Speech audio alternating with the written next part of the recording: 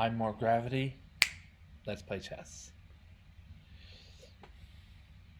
Gonna play 5 minutes per side per game. It's a blitz time setting.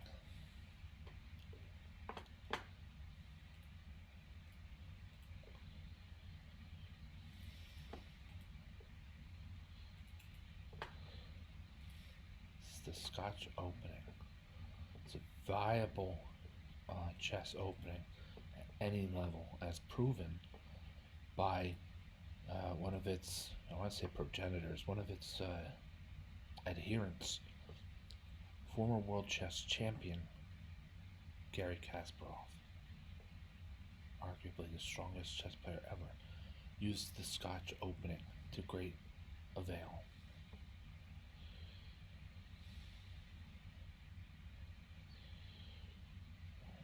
Black is a little cramped here. I'd give white a slight edge.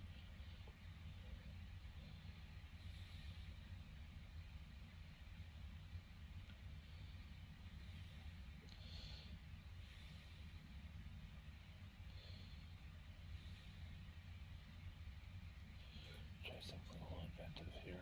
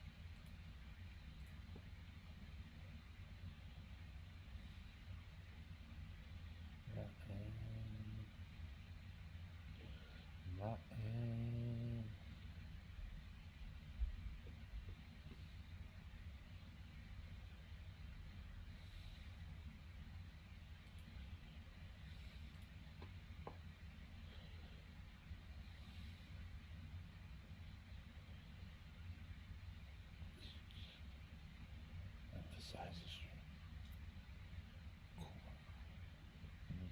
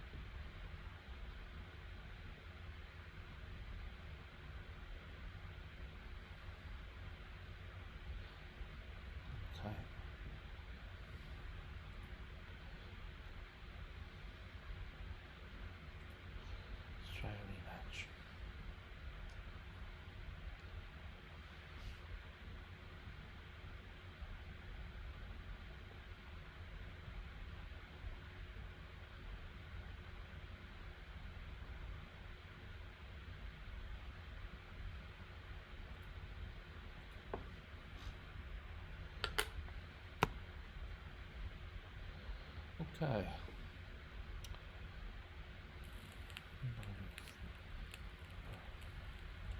What to say? Sometimes you find a checkmate. That these my games against this opponent are strong games.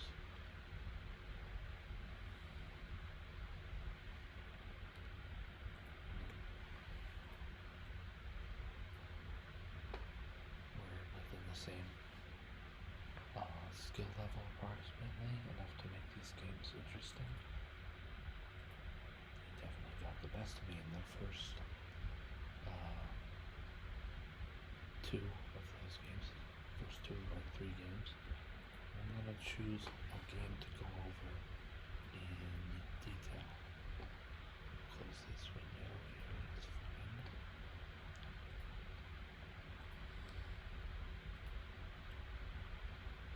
Okay, this was the game.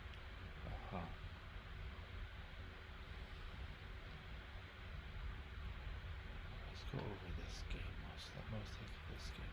I was outplayed for a while, not extremely so, and within striking distance, and I found a nice checkmate of course, at the end.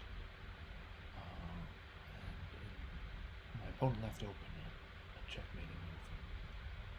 I was opportunistic to find it.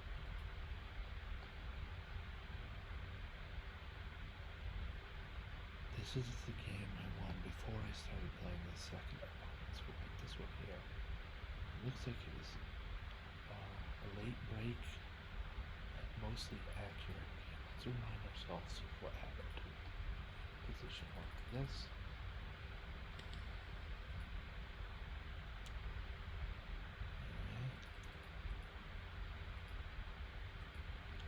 The queen swap was a miss, and there's probably other things to look at there. Well,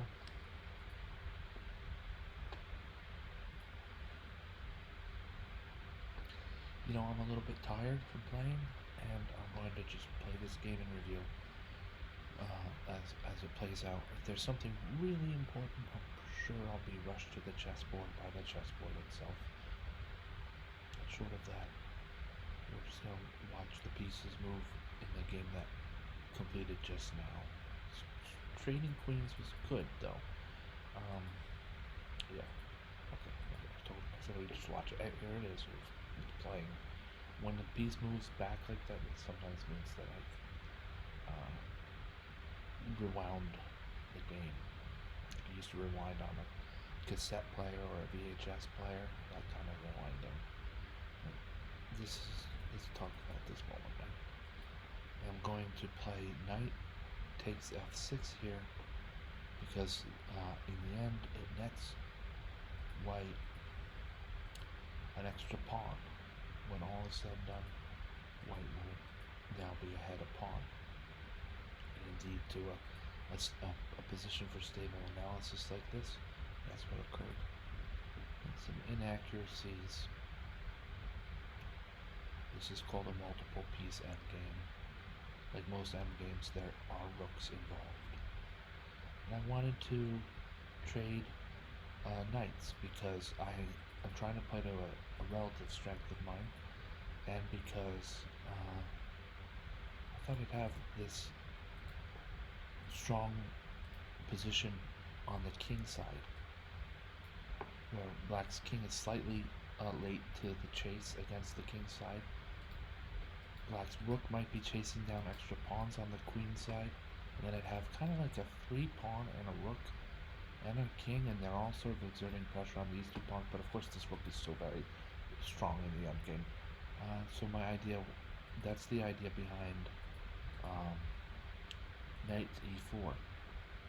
Probably misses to some tactical issue, but I found this to be forcing of the exchange of knights, and then black might become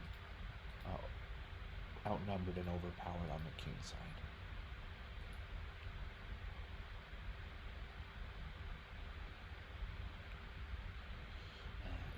With moves like h4, I'm a little bit aggressive in pushing my pawns against collecting my opponent's pawns.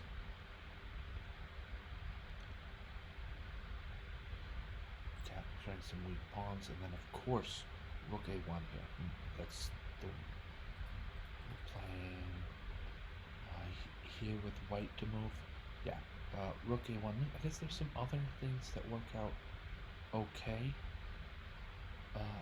by way of best move choice, but black is clearly winning here, and rook h4 makes things even clearer with the response pawn to a1 equals queen, and just sort of cements an advantage that black is going to be able to hammer down that advantage. Rook a1, still white is losing a relatively complicated rook endgame, but I think it forces black away from either the h file or away from the fourth rank. Fourth rank, okay, so what if he's away from that or not? And indeed that's what my opponent played with the rook to h2 move you see here. I'm capturing on f8, still the underdog, right? The computer has me as in a worse evaluation. Then I found this move g6, mostly just playing a move under time pressure. And sometimes when you do that, you can find you get a lucky break. So rook to a8 equals checkmate maybe wasn't indicative of the game overall. I'm thinking, this is the same chess player who beat me the first two times she or they and I played. And at game 3 I won because of some sort of blunder with rook takes g7, and we're both in time pressure. So I'm glad to have a win against such a strong player, and I feel like I played strong chess myself today, so bonus.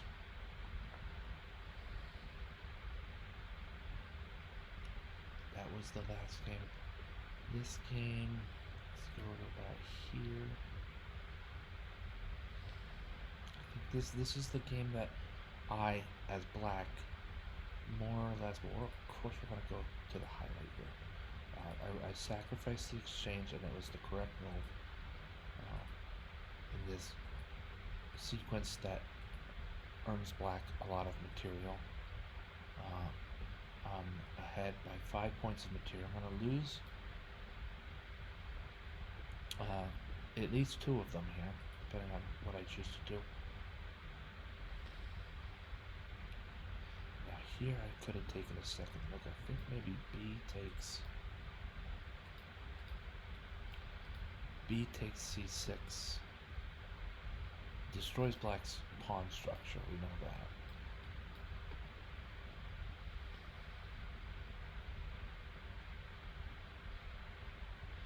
Queen takes c6 is crisp. We're definitely losing the e5 pawn when that occurs.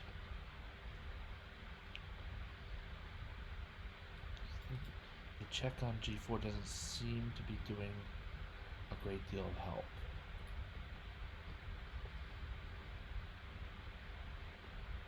Let's see what Stockfish has to add for us on this.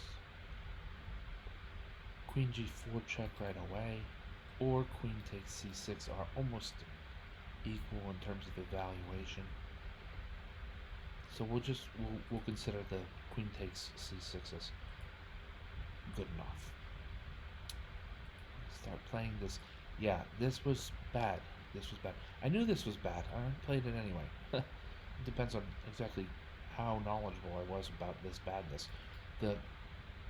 Look, black's king sits behind the c7 pawn. White has a dark squared bishop and 2 rooks. These can all bear down eventually on c7. Perhaps even the d pawn will find its way slowly. and add even more pressure than that. So by capturing on c2, queen takes c2, all I've done is given white tons of time, tons of advantage in initiative. You know, one rook and then the other onto c2, or however they may get there. Then there could be this battery against c7.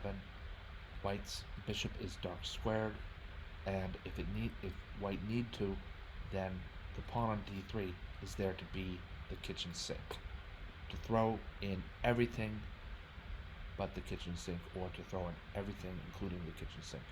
So for that reason, queen takes c2 is a bad play. Out of me here, we might rather see me just give a check on g6, for instance, and start action along the g file. Even if we get booted away, there's a lot of movement, and a piece could become loose. Perhaps for the queen. The queen loves to pick up loose pieces like that. Stockfish says h5. Stockfish indicates h5 is great here. Or f6. f6 is straightforward. Boot this bishop so we know what his intentions are. We're not going to win that bishop by some kind of skewer or fork. I checked for that. I would have found that. The bishop is always going to have enough time to scurry back to g3, for instance. But with a move like f6, we're saying, where are you going to scurry, so I can make up my mind on where to attack you, which pieces I can attack, and so on. And I have every right to do that. This is a pawn move that can do that. This is an f7 pawn asserting himself, saying him or they self saying, what's the deal, opposing bishop? What now? So, anyways, I'm really, a lot of this energy you hear anger in my voice is because queen c2 was lousy. Queen takes c2 was a lousy move. We're always going to get attacked along the c file here.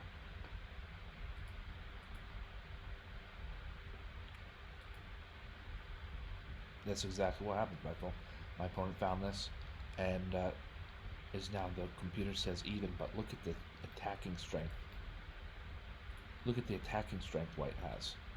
You know, this king has to move to d8 just to avoid pretty much losing my queen to a discovered attack.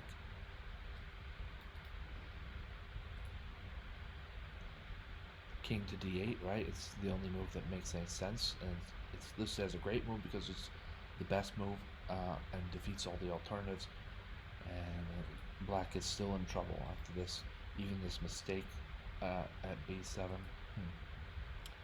And I probably fell into this trick where black actually loses initiative by playing queen g6 check, and that will make white's attack even stronger once the king moves out of the way. This was not my greatest game, and I felt like it was a good enough game before the move queen takes c2. This is like a double blunder. Alright.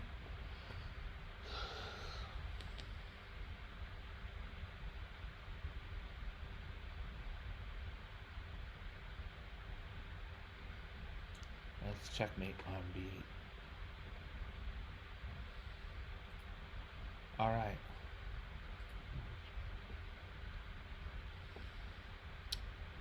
I don't really want to get into this game. My opponent outplayed me. Pretty much, this is, you know, he picks up this pawn on d4. I feel like my opponent saw that and said, "What's going on here?" And I just the mistake, knight to e5 is wasn't a good move.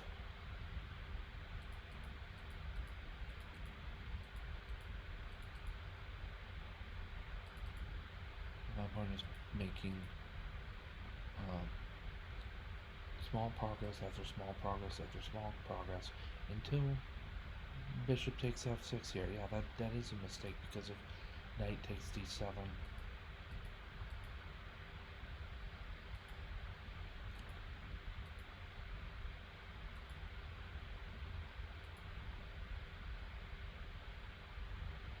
Black has Small edge, small advantage.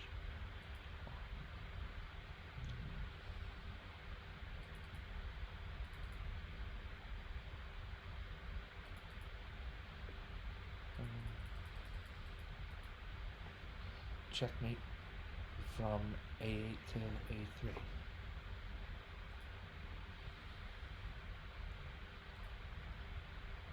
Okay, this game, yeah, okay, this was the first of the 4 games from this session.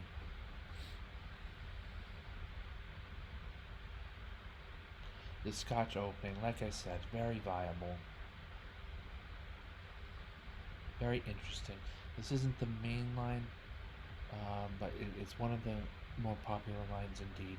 And I think maybe f4 was a little adventurous to open up lines against his my opponent's king at some point in the future.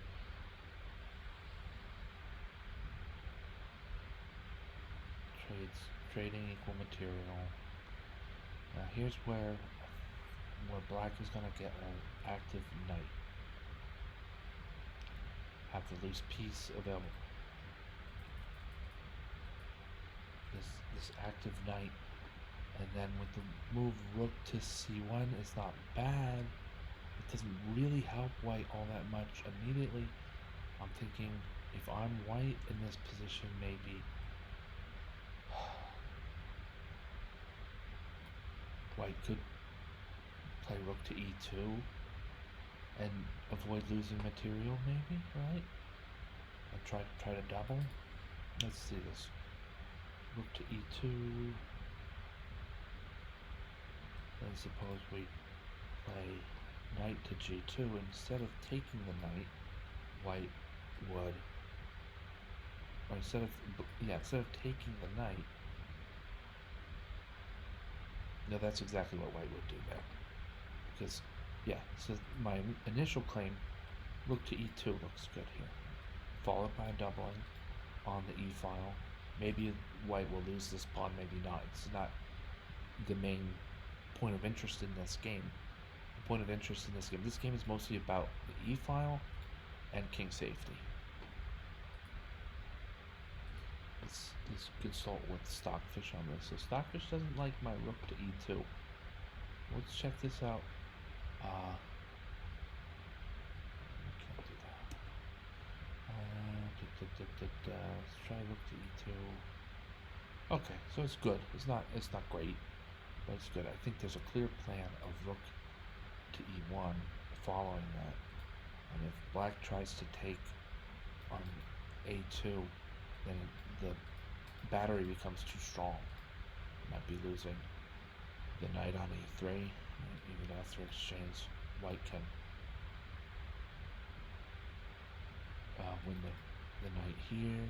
Supposing that, well, then rook takes d2. So it's not quite that clear. White will have to do something with this knight. Yeah, no, that's where we say, here we say scratch. Because,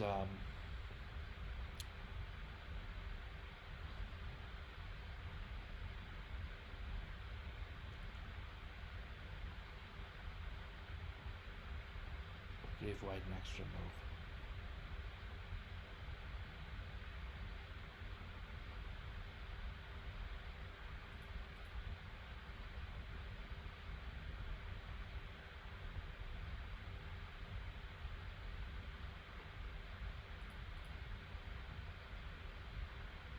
This is slightly better for black. Actually, quite a bit better for black here because of the stability of these queenside pawns.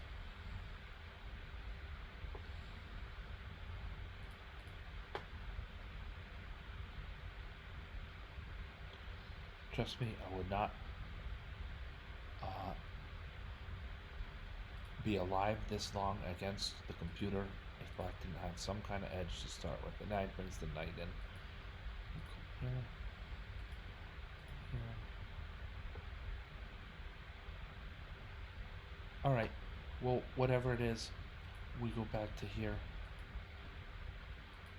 Just to note that rook e2 might not have been the right idea.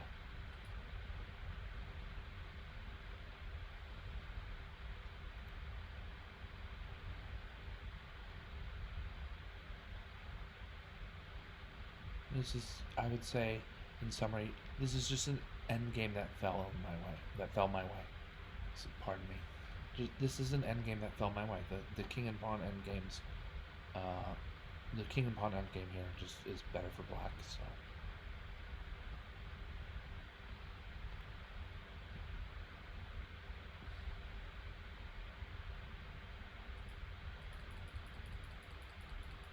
we know here we're letting king takes h7 and king takes g6 because black's pawn is just so much faster. And you don't have to worry about calculating the exact right, uh, quickest checkmate or anything. Just put our queen on the h file. Or, I mean, we could even just capture right away, but it's a little bit better, in my opinion, to the queen on the h file. Make white put the effort in all the way to the point where he's sure they has the queen, then trade, and the situation is so clear here on move 41 that there's no two ways against it. I was making pre-moves here, but I was able to checkmate quickly enough because of that.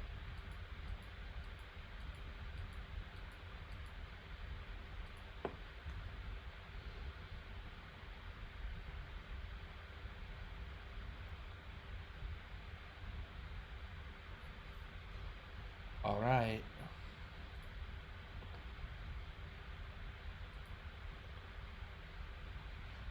Thank you all for watching. I'm More Gravity. Have a great night.